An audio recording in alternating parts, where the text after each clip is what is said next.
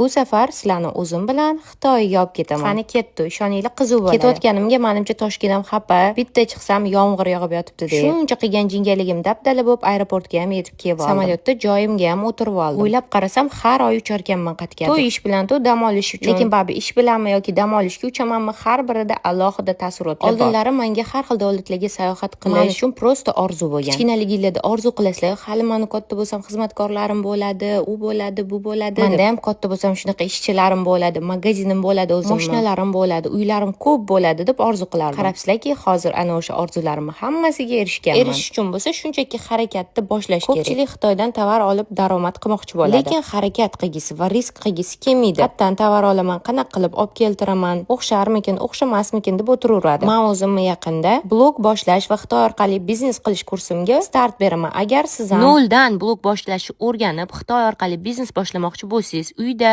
o'tirib daromad qilishni, onlayn magazin yuritishni xohlasangiz, bu kursim aynan siz uchun. Kurs ichida noldan blog yurgizish, professional target yoqish, mobilografiya, 500 tadan ortiq kontaktlar, samat turizm, sun'iy intellektdan blogda qanaqa foydalanish, jenskiy kiyim deysizlarmi, detskiy sumkalar, obuvlar, bujuteriyalar, pijama, kosmetika, eng zo'r sara ishonchli magazinlarning kontaktlari ham beriladi. Kurs narxi va o'zi haqida batafsil ma'lumot olish va joyizni oldindan bron qilish uchun kommentariyaga bir sonini yozib qoldiring. Sizni direktingizga ma'lumotlarni o'zim yuboraman. Agar sizga mabodo SMS bormay qolsa, direktimga o'zingiz bir sonini yuboring. Ma'lumotlar tez boradi.